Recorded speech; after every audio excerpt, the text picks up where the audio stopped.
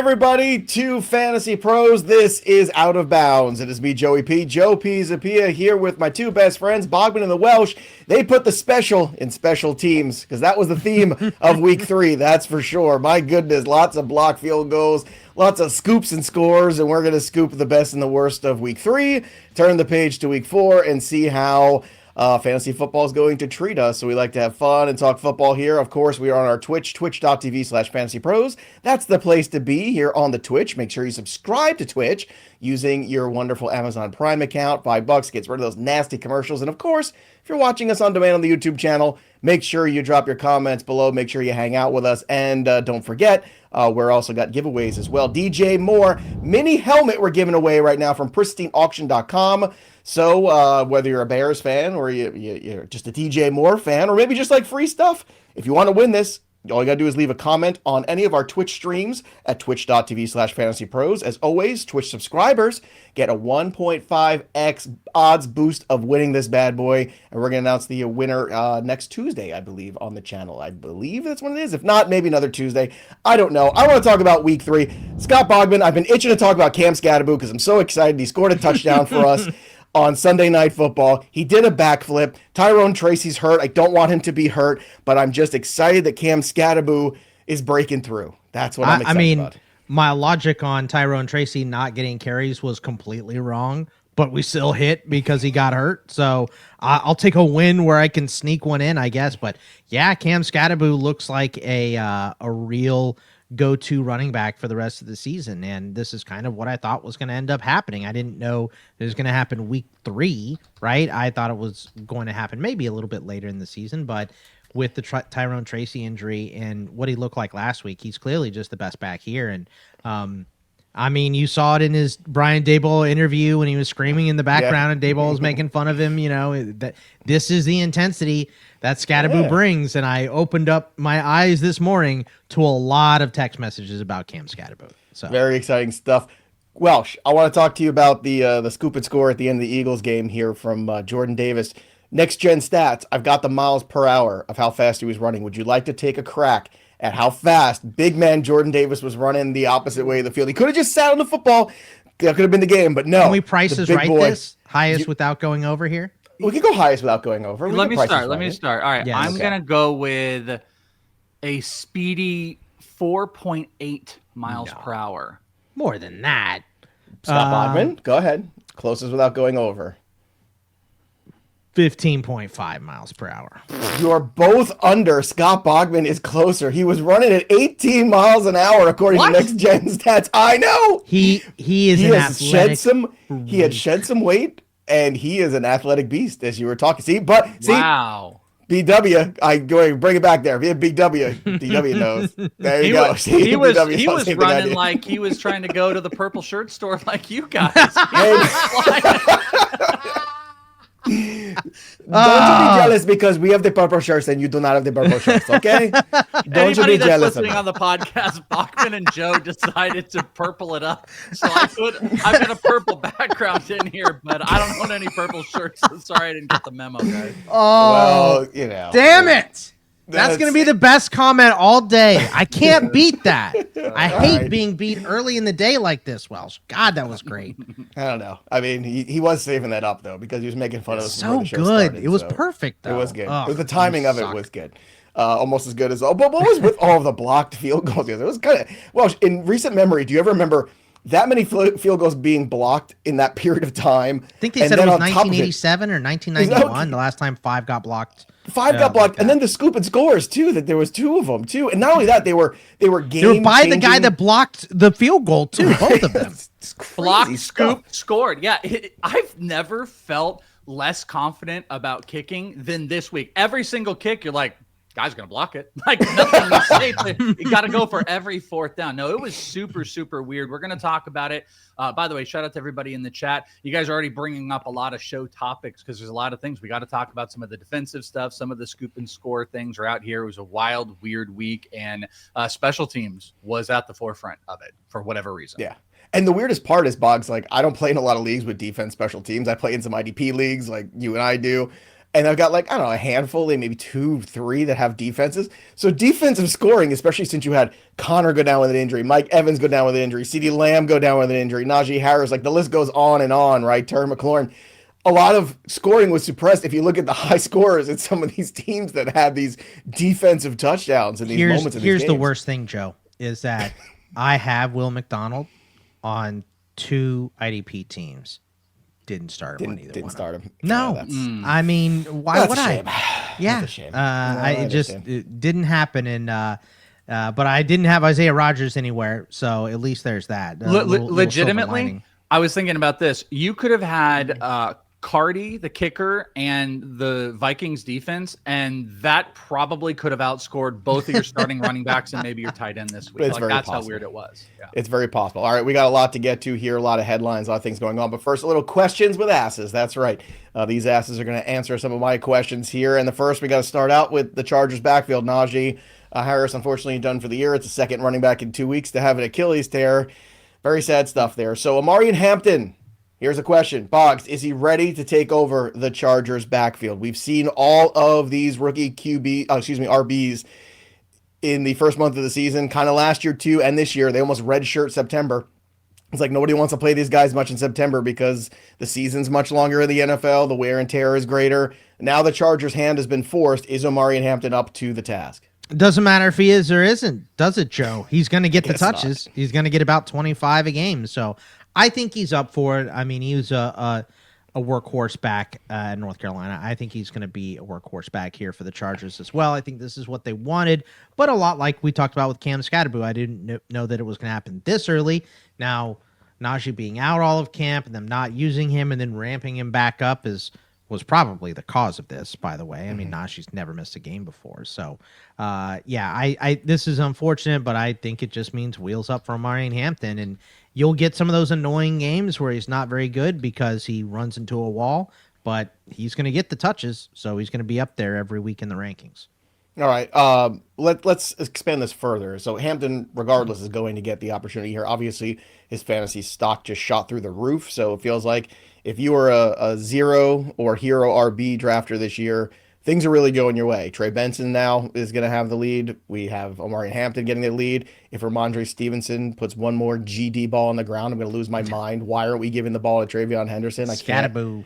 I just losing my absolute mind about that yesterday. So, Welsh, the question is, are you worried at all about Hampton at some point hitting that wall? You know, we've seen that with some of the rookies sometimes when they get too much too soon here. By the time we get to week 13 or something like that, right in the fantasy playoffs, that wear and tear does start to show out on them. Do you think that's a problem potentially with Hampton? Or is, like, to Bogman's point, look, this was the guy in college. He had the full backfield. He can handle this here in the pros.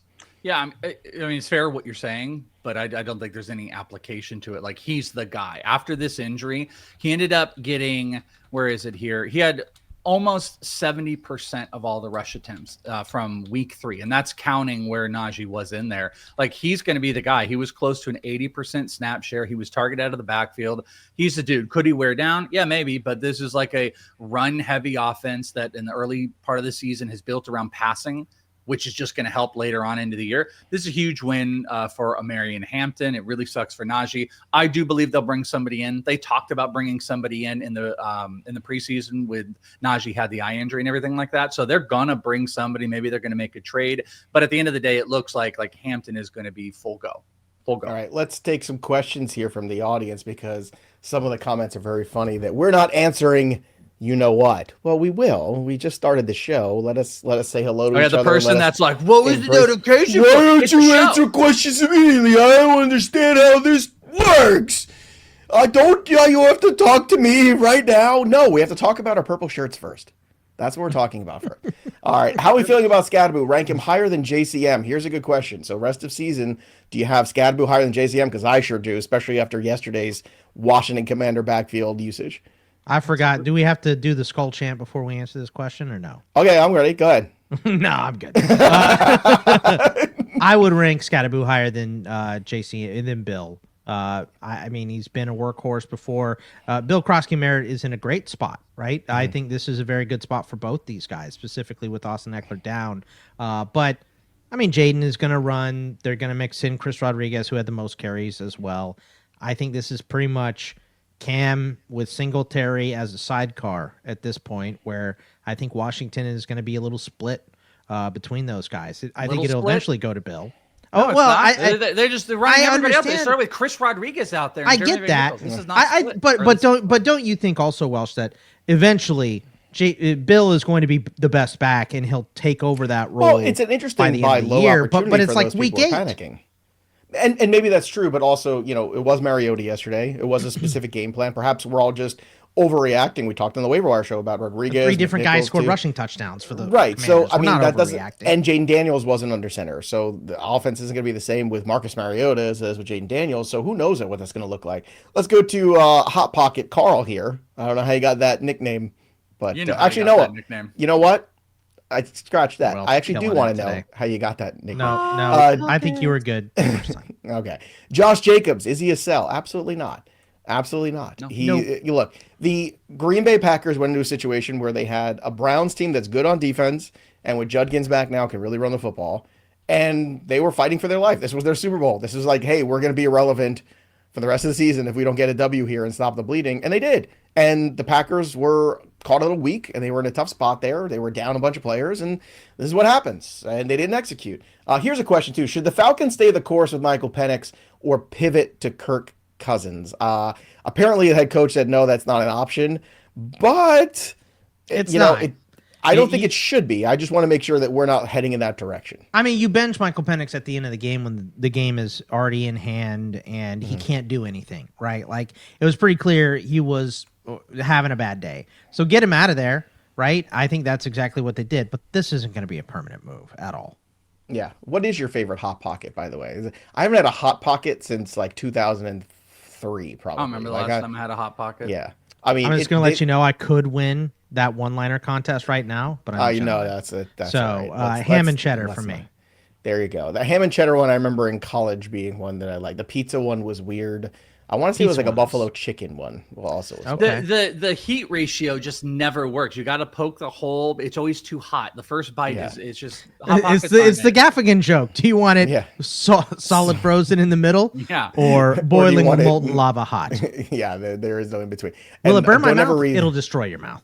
Don't ever read the ingredients, by the way, in a Hot Pocket. Just don't do it. It's a bad plastic fault sulfate. Yeah. Well, Carson Wentz usurp J.J. McCarthy in Minnesota. Welsh. No. I'm just going to ask this because this is a team that really, look, they're in the thick of it. 13-win team, 14-win team. This is a team that's fighting around there. If Wentz runs a couple of victories off here, is there any sort of chatter in Minnesota? It's like, hey, let's not go back to the kid quite yet. No. Absolutely not. They could have brought Sam Darnold back if they wanted to do this game. It's the exact same thing with Penix. This stuff is silly to me. You want to have great veteran quarterbacks to back up if your guys fall apart, get hurt. It's way too early in the season. Could it happen? Sure, anything could happen. If J.J. McCarthy plays like he did for 6 of 8 quarters once he returns for like he does it over a month, yeah, maybe. Wentz played really efficient. But no, we're gonna go with a big fat no on those oldies taking over the newies. All right, here's an interesting question too. I want to get this from the chat here. So, you're taking away my thing for later. I was going to tell you don't do any Judkins stuff because when we do our take, if you want to take away some moments, this is a good one. Well, hold on a second. This is an interesting one though. Well, not really. Where do you rank him rest of season? I don't know where that is, but like rest of season right now. Welsh, do you think he is? Would you put him low end RB1? Would you put him high end RB2? Like how aggressive would you be on Judkins here? Especially now that we've got guys that are gone. Like we've lost James Conner. Not like Eckler was really in that mix necessarily, but like we're in a tough spot, and some of the quarterbacks that we've lost already in this year are going to have a massive impact on these backfields too. Because when you don't have good quarterback play, you cap your ability to score fantasy points because you're not moving the chains, you're not scoring touchdowns. So, per my week 3 takeaways, which we have on the sheet and I have there, this is my takeaway. Quinshon Judkins is a top 20 back moving forward. I do not think that is even in question anymore. He had the highest percentage of team rush attempts in week 3 of any running back. His snaps, they're still moving up, but he had the highest amount of every rush attempt but one. He's still forcing tackles. I stupidly had the under on his rushing yards, but I'm going to point this out. He did not have the over until 8 minutes left in the fourth, but he beat down one of the best defenses in the NFL, one of the best rush defenses. They hadn't given up. They were giving up like 2.5 yards per carry. They had given up. He rushed for more yards in this game than they had given up combined in the first 2 games because he beat them down. And the Browns committed to him. They gave him all the rush attempts. He can catch up. He is him. He is all of it. So the only thing that's going to stop him is taking him off the field due to a suspension. So I am fully in on Quinshon Judkins because like he's going to continue to do this. If he gets 15 plus carries, he beat down overtime the best defense in the NFL. He's stretching it. I'm fully in. I think he's a top 20, maybe even a top 15 guy. The amount of questions in this chat that were Quinshon Judkins is at least 40%. Every question was Judkins. And that was my big takeaway for this week, that we've now seen the progression. Jerome Ford is nothing. Samson could catch out of the backfield. If you know what, honestly, the Chargers should maybe call about Jerome Ford because I could bet you could get him for a bucket of peanuts at this point because he has no room on this team anymore. Judkins is an easy top 20 back, maybe top 15. People are saying, hey, should I trade the Swift? Yeah. You should do all those things because he looks so good, and the Browns were going to him when they were still down versus the Packers. They kept rushing the ball with him. I think he might end up being the best rookie of all these guys. I'm going to throw it out there. Genty looks fine. Omarion Hampton looks good, but Judkins is as good as these guys right now, and maybe he's the number one. I mean, listen, if you find someone that talks about you the way Welsh speaks about Quinshon Judkins, I didn't think that was ever going to end, Welsh. That was amazing. Listen, that was a fun show, everybody. Thanks for joining us. That was an impassioned speech about Quinshon Judkins. It really was. But I think he warrants it. And I think what we saw them do against the Packers is the perfect strategy for the Browns to try to execute every single week. Play strong defense, run the football, control the clock. That's what they want to do. So, I mean, I think that Welsh is exactly right. I don't want to break into song here, but Quinshon Judkins is the man and is at least an RB2 moving forward. Life with Fife in the chat just said, Welsh, you emptied the clip on Judkins, nothing for later. Nope, that was my take. You're right. I was waiting for it. I'm worried we'll have to add a second show. I think the beauty of the bit we just did was that Bogman started, and then I joined exactly on the second. Oh, you guys, that was one of the best singing behind. Yeah, it was beautiful. That was very, very good. Yeah. All right, let's move on to the takeaways and our favorite moments from the week that was in fantasy football. My first takeaway, Jordan Mason's going to be a league winner. I see it. It's in the stars. Aaron Jones, maybe we get him, week 8, the way the schedule falls and the injury falls. And by then, I mean, at some point we have to look at it and go, maybe it should be Jordan Mason's backfield. Is he special? No. Is he in a situation where they're going to run the ball and play defense, considering the way the quarterback play is going to be this year, whether it's JJ or whether it's Wentz, whoever it is in the weeks ahead? Yeah. And Jordan Mason coming away with a couple scores and 100 yards. Look pretty darn good to me. Box, let's get your takeaway here from week 3 in the NFL. I'm ready to break up with some people. Okay. So I'm going to publicly do this. So we're in a public place. It's loud in here. We can't make a scene. Marvin Harrison Jr., I'm breaking up with you. And listen, this one's going to make Welsh very happy. Isaiah Pacheco, I'm breaking up with you. Oh, yeah. So, I mean, listen, I think I want to break up with the entire Chiefs defense or offense right now. It is pathetic. It is not good. They only put up 22 points on the Giants, who the Cowboys whooped last week. I don't understand what's happening here. I know that the wide receiver injuries are a major part of it, of course. But you saw Patrick Mahomes. You made Tyquan Thornton look like a god yesterday. Why can't this offense get it together? They have no push. Let Brashard Smith have this backfield. Let him do it. Yeah, he looked like he had a little bit. That would be a guy on the waiver wire that I would stash right now just in the weeks ahead to see if it turns around, because he was the only guy that looked like he had any kind of snap, any hitch in his giddy up. And I think the entire Chiefs offense can be summed up in that one play where, do you remember when, so in the game in the first half, where Mahomes pumped the ball like 3 times and then eventually tried to dump it off to Kelsey, and it was like 5 yards out of his reach. Like, Kelsey's got to be on that one or whatever. Kelsey, How? Shut up. You Kelce doesn't pumped need to be 17 times. This is nowhere near pump 17 This times. is and worse they threw it than nowhere Key near and him. Peele. But that with to all me was these it. pumps. It's like we're trying so hard to make it all work, and we're just falling short. To me, that was like the encapsulation of the Chiefs in 2025 so far. Like we're just trying so hard, and failing, and that seems to be what it is. Thank goodness Russell Wilson, 2 out of every 3 balls he throws up in the air go to the other team or incomplete. Yeah, those rainbow balls are really good at going to the other team this year. Well, they either go incomplete or they go. I mean, that ball he threw in the end zone, the end there. I'm still wondering where that was headed. I have no idea. Like I don't think 500. Somebody's open somewhere. It's like you just got to toss the ball. Welsh, what was your big takeaway from last week? As on the sheet, it was Judkins. I had put this before we started the show. It was Judkins being a let's top. skip right to your moment of the week, which is probably also Judkins. No, but I want to do this because everybody. Yeah, it is probably. It is Judkins laying Micah Parsons down on the ground. That was the big one. No, I want to reference one thing. Everybody after the Judkins speech was saying touch on the suspension. So let's touch on that for a second, and then I'll give you my moment. On the suspension, we've heard some stuff. I think it's Drew Davenport. Davenport has been out there saying it actually looks like we might not have a suspension. But here would be the thing. I'm going to throw this at you. If you are going out to try to go acquire Judkins, I think you can use the looming suspension to your favor. People might not be on that he's a top 15, 20-ish type of back, and that the looming suspension is out there. Use that in your favor if you were trying to go acquire.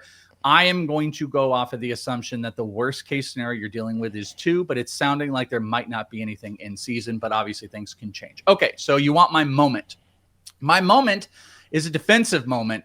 And the pure glory, and even though I'm not a big IDP guy, that's Bogman, the absolute dominant defensive performance by Isaiah Rodgers this weekend was ridiculous. He had 2 pass defenses, 2 touchdowns, a forced fumble, a recovered forced fumble, a couple tackles, and maybe even more impressive, a perfect 99.9 PFF defensive grade. He was an absolute beast. They embarrassed the Bengals, and he was at the forefront of all of it. Punching balls, scoring touchdowns, getting him off the ground, making picks. He was. You know why ridiculous. he was good, Welsh? Because the Bengals stink. Purple shirt. Purple shirt. Shout out to Sherwood for gifting community subs. Also Dreadis. Whereas Clutch subscribed with Prime. Also Darth Wolf did. We got a lot of folks happening here. So shout out to everybody. Hype Train is level 3. Roster baiting just resubbed. We appreciate everybody here on the Twitch. Again, twitch.tv. We want you to hang out with us at Fantasy Pros. Let's go to the moment of the day for you, Scott. Actually, moment of the day for week 3 for you, Bob. Cam Skattebo backflip into his Hawaiian celebration. That was a lot of fun. I mean, I think the Steelers being able to punch out the ball 4 times was a lot of fun as well. I would like to win by more than 1 touchdown at the end of the game when you're +4 in the turnover margin, but I'll take what I can get. And speaking of Aaron Rodgers, I got a little revenge on Dreadis this weekend because I beat her in the Out of Bounds League while she was sending Welsh Aaron Rodgers gifts in Steelers uniforms this offseason. So got a little revenge there. But thank you for the community sub. Very depressing. How do you feel about the Ireland game coming up for the 8:30 in the morning for me, Joe. That great. game is 8:30 in the morning. I'm going to be angry. I assume you're just not going to bed. I assume you're just going to stay I'm up. going to go to bed at 9. Since I'm our defensive guru now, I have horrifically bad breaking news. Nick Bosa is believed to have torn an ACL, according to Ian Rappaport, and is out for the year. Oh, God. That sucks, man. Well, there you Sorry, have it. Welsh. Let's take another question here. Let's go to Frustrated Duck. Henderson or Mason rest of season, Boggs? Who would you rather have? I'm still going to be Henderson on this one. I cannot believe that the Patriots don't go to Henderson more after everybody fumbled this week. Yeah, they put Gibson in after it, and he that was fumbled. Everybody fumbled except for Henderson. So I feel like it has to be Henderson. I still think Henderson is a better back, but Mason is in the better scenario right now, so that makes it close. But I'm still going to say Henderson. That's Mason for me, by the way. I think this is clearly Mason. I'm going to break the tie. I'll tell you this. Rest of season, I still the TreVeyon Henderson explosiveness. Like, he could be Jahmyr Gibbs. Like, that's what he could be fantasy-wise. He could even be like Jordan Mason. Wouldn't that be crazy? He could be a boat. Box. Yeah, he could be a boat. He could be. My big moment was obviously the big fella, Jordan Davis, the scoop and the score. 18 miles an hour. just running down the field. My That boy was huffing. He was. You know what? Credit to him. He was huffing still in the post game interview. They interviewed him like 5 minutes after the game, and he was like, "And I lost some weight, so I made sure that I could get." It sounded like the Muhammad Ali of the end of the fight, where he said, "And I told Joe Frazier that I was gonna whoop his ass, and then I did." What an incredible moment too. That was very much like college football, because that was the biggest backdoor cover of backdoor covers. The Eagles were minus brutal. 3.5. No, it wasn't. And I can tell you what was. Okay. It was Oklahoma safety this weekend to clear my 6.5. That one was better. But that's why I said it's literally like college. It's like college. You get those moments in college, and that's what that was. It was blocked, big man. If that's like I don't know. I mean, I think anybody's trying to return that, but at the same time, like that was incredible. That was incredible. All right, we got a lot of questions here about Chase Brown, so let's talk about him before we move on to the next segment. Boggs, you have any thoughts on Chase Brown? Like, I'm just holding right now. There's not much else we can do. You know, you can't sell him off for pieces. I think this was just a really terrible matchup for Jake Browning, right? To go into Minnesota, the blitz heaviest team in the league, in your first start this season, and on the road with the crazy crowd and everything, it all went to garbage really fast for the Bengals. I don't think they'll have a week this bad offensively for the rest of the year. Are they behind the 8 ball now without Joe Burrow? Of course. But I don't think it's going to get this bad again for the rest of the season. So I'm not too panicky on Brown, even though the whole Bengals offense lost value across the board. I'm going to do a hot take. I don't do a lot of hot takes. I'm going to get my inner D-bro in here. I think I'm going to take Judkins over Chase Brown rest of the season. You know what? I don't even know if that's a hot take. The only way that's a hot take is if Judkins gets suspended at this point. Yeah, but I'm not even be sure. Like 4 games, not even 2. That would have to be that. It would have to be a 4-game suspension, I think, for it to matter. Browning's bad. Right. Browning's bad. But that offensive line was insanely bad. I mean, Browning had about 1.5 seconds to think before he had someone in his face. Mississippi. They're going to blitz the ever-living crap out of Browning every single game because he doesn't have enough time to think to go to Chase. All he does is throw to Noah Fant or a tight end for 2 yards every single time, and it leaves like the play. I mean, I had some bets in this game and on the Bengals. The idea that they called it in the broadcast, every single first down, they ran the ball up with Chase Brown. And about the 4th time where they lost a yard, they were like, at some point, they're going to have to realize this isn't going to work. And they stubbornly did it every single time. They can't get him together. I'm legitimately worried about Chase Brown. Like, he's going to have some games because, like, he is a talented back, but they're without Burrow for the majority of this season. Their offensive line stinks. They have absolutely no time. If it's a tough defensive line matchup, I don't know. I think it's going to be hard-pressed to see Chase Brown inside of a lot of top 15 RB ranks rest of the season and maybe even 20, just with how this offense looks. You hate to see it. You hate to see the Bengals. Trey Benson or Chase Brown, real quick. Who do you want rest of season? It's still Chase Brown for me. I guess I'll go with Chase Brown because the Cardinals are going to be annoying with like DeMarcado and stuff, but it might be Trey Benson. Like, I think that's the territory. I think I think it's close, but I'm still going to go Chase Brown. All right. Shout out to our boy Barrow, who just resubbed as well. Barrow. Appreciate you, Barrow. All right. So let's play a little fact or fiction lightning round here. I'm going to throw out a statement. You tell me if it's fact or fiction.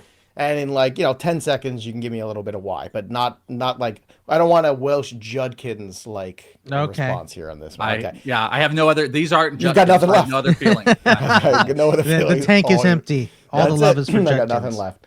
All right. Luther Burden, Trey Tucker, and Tyquan Thornton off the waiver wire are fool's gold. Fact or fiction? Welsh? Dang it. I'm going to say fact. I'm not giving you the proper time. I do think, like, if DJ Moore gets traded, Luther Burden looks fantastic. By the way, Tyquan Thornton is an absolute dude. I kind of think he's real. I don't buy the Trey Tucker stuff. So I guess if I have to use him as a group, I'm going to say this is fool's gold.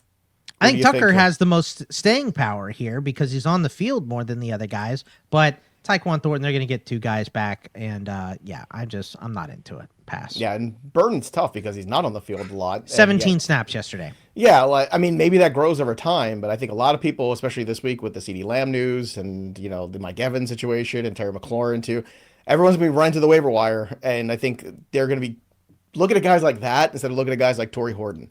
I think Horton's a guy that I would much rather have. But also, like Troy Franklin was a big disappointment. Like, look at the usage he had in week 2, and then it just disappeared. Yeah, but so, like, you might that's take not that shocking over. because they've shown us that before. They've agreed. teased that before. So that's why I didn't chase that at all last week. But Horton's a guy that I've added everywhere 2 weeks ago because I was a big fan of him for Dynasty Leagues. I just thought, hey, there's a path for him. And any other league this past weekend where he was out there, I just picked him up before the games just to see and try to save myself a couple bucks. You know what's so weird too? Alec Aomanor, over 50% rostered on Sleeper, but on Yahoo, 21% rostered. Yeah, what the hell is happening on Yahoo leagues? What is going on? I don't People understand. give up. In week 3? In week 2? They give I think up? people just like drafting. Or they're just honestly. or is it just like a lot of 10-team leagues, I guess? Maybe Must that. Or be. everything's 10 teams, 2 wide receivers, so nobody cares. Like, it's just, I don't know. It drives me crazy, man. I don't like it. All right, next one. Texans at 0-3 are done. Fact or fiction in this division? Boggs? Fact. Yeah, I agree. think you're out at 0-3. I'll say this: the defense is still really good. That could keep them in it, but starting 0-3 is a pretty bad signal everywhere. Yep. How about you, Welsh? Yep. Fact. I don't have any good prospects for this team. It's going to be Woody Marks time soon. We're going to get some fantasy production out of these other guys, but this team looks lost. Stroud looks lost. So I'm going to say fact. So how many teams are winless right now? We've got the Texans are winless, right? Dolphins. Titans. Everyone who plays in New York.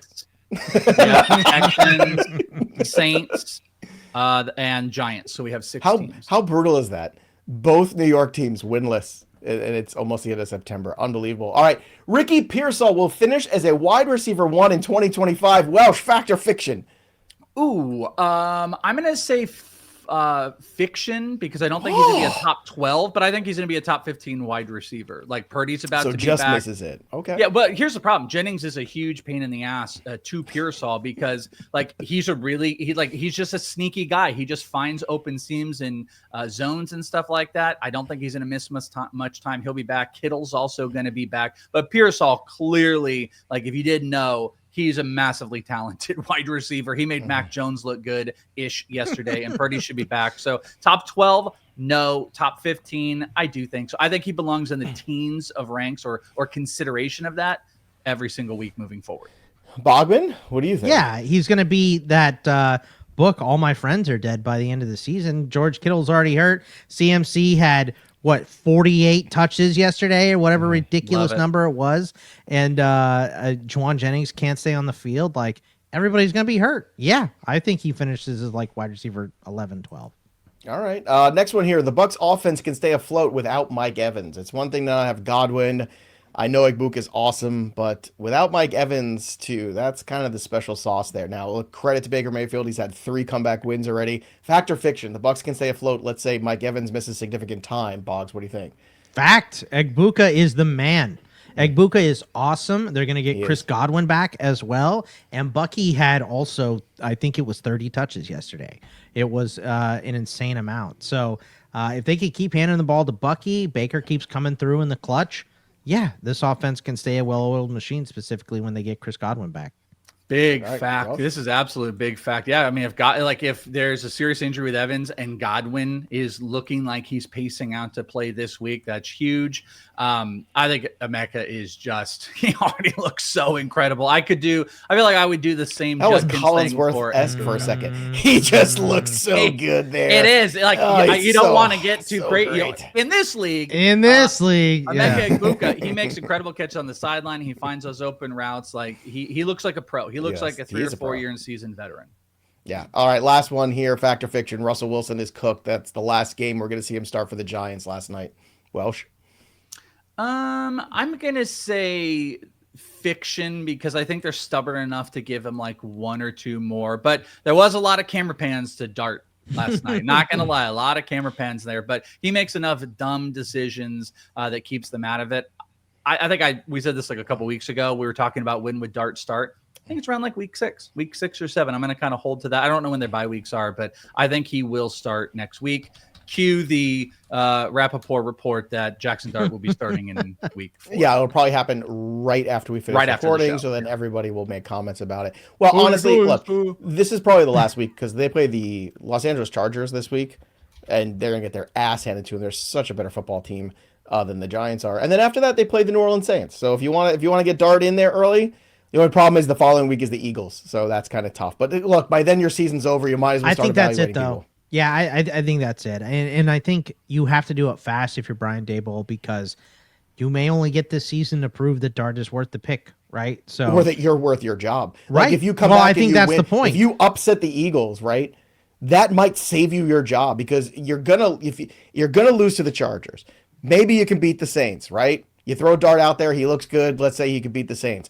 Then you come around, if you could possibly pull off an upset against the Philadelphia Eagles, and then you win a couple games and you finish 500, there's reason to believe, hey, Joe, maybe there's something happening here. Do you think he starts this week then? You think Jaxon Dart starts this week? I think Jameis Winston should start this week. I'll be honest with you. I just can't run Russell Wilson out there anymore. I mean, it's just brutal. He was good against the Cowboys. Was he good, or did those 50-50 balls come down a little bit more 51-49 on the other side? Like, that's the thing. And at the end of the game, he was bad.